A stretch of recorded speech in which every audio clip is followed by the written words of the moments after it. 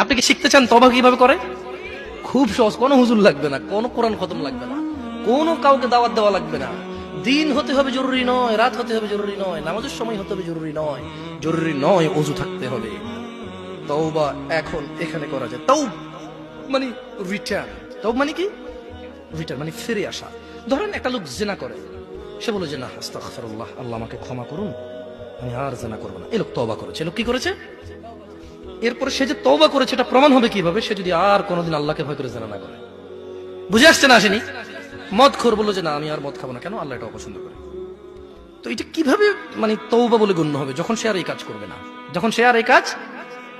তো শোনো, তোমার রব তোমাকে বলছে ইল্লা মান তাব, তবে যে তওবা করে, ওয়া আমানা ওয়া আমিলা সলিহা, অপরাধ থেকে ফিরে এসে ভালো কাজ কর্ম করে।